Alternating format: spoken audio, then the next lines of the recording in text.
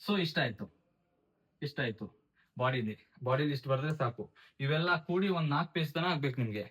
4 ರಿಂದ 5 ಪೇಜ್ ತನ ಆಗ್ಬೇಕು ಇವೆಲ್ಲ ಕೂಡಿ. ಇದ್ರಲ್ಲಿ ಏನ್ ಬರೀಕ್ ಹೋಗ್ತಿರಲ್ಲ, ಮತ್ತೆ ಡೇಟಾ ಇದ್ರೆ ಡೇಟಾ ಹಾಕ್ಬೇಕು, ನಂಬರ್ಸ್, ಅಂಕಿ ಅಂಶಗಳು, ಹೆಣ್ಮಕ್ಳ ಸಾಕ್ಷರತೆ, ಹೆಣ್ಮಕ್ಳ ಫರ್ಟಿಲಿಟಿ ರೇಟ್ ಆವಾಗ ಹೆಂಗಿತ್ತು, ಇವಾಗ ಹೆಂಗಿದೆ, ಮತ್ತೆ ಎಕನಾಮಿಕ್ ಸರ್ವೆಲಿ ತುಂಬಾ ಚೆನ್ನಾಗಿ ಕೊಟ್ಟಿರ್ತಾನೆ. ಹೆಣ್ಮಕ್ಳ ಸಿಚುವೇಶನ್ ಆಗ್ಲಿ, ಬರ್ತ್ ರೇಟ್ ಆಗ್ಲಿ, ಡೆತ್ ರೇಟ್ ಆಗ್ಲಿ, ಮೊರ್ಟಾಲಿಟಿ ರೇಟ್ ಆಗ್ಲಿ, ಇದೆಲ್ಲ ಕೊಟ್ಟಿರ್ತಾನೆ. ಅದನ್ನೆಲ್ಲ ಚೆನ್ನಾಗಿ ನೋಡ್ಕೊಂಡು ಡೇಟಾ ಎಲ್ಲ ಕಲೆಕ್ಟ್ ಮಾಡಿರ್ಬೇಕು. ಡೇಟಾ ಎಲ್ಲ ಇದ್ರಲ್ಲಿ ಆಡ್ ಮಾಡ್ಬೇಕು. ಎಲ್ಲಂದ್ರೆ ಪ್ರೆಸೆಂಟ್ ಸಿನಾರಿಯೋದಲ್ಲಾಗ್ಲಿ, ಪ್ರೋಸ್ ಅಲ್ಲಾಗ್ಲಿ, ಇದ್ರಲ್ಲೆಲ್ಲ ಕನೆಕ್ಟ್ ಮಾಡ್ಬೇಕು ಡೇಟಾ ಎಲ್ಲ. ನೆಕ್ಸ್ಟ್ ಏನ್ ಮಾಡ್ಬೋದು ಅಂದ್ರೆ ದೆನ್ ಕನ್ಕ್ಲೂಷನ್. ಇದೆಲ್ಲ ಬರ್ದಿರ್ತಾರಲ್ಲ, ಇದನ್ನೇ ಬ್ರೀಫ್ ಆಗಿ ಇಂಟ್ರೊಡಕ್ಷನ್ 6 ರಿಂದ 7 ಲೈನ್ ಮಾಡ್ಬೇಕು ಇಷ್ಟು.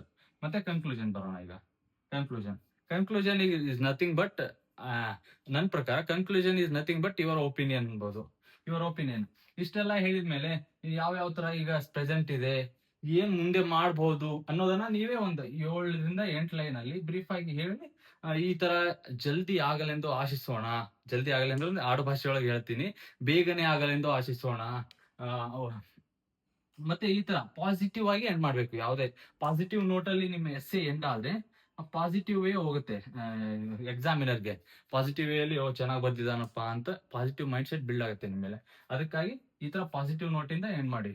ಮತ್ತೆ ಇದ್ರಲ್ಲಿ ಯಾರಾದ್ರೂ ಏನಂತಾರಪ್ಪ, ಇಂಗ್ಲಿಷ್ ವರ್ಡ್ ಬಳಸ್ಬೋದು. ಈಗ WHO ಅಂತ ಇದೆ, ಒಂದ್ಸಲ ಬಳಸ್ಬೋದು, ಮತ್ತೆ ಹಗಲೇ ಮಗಲೇ ಅದೇ ಆಗ್ಬಾರ್ದು. ಇದನ್ನ ಮತ್ತೆ ಇನ್ನೊಂದು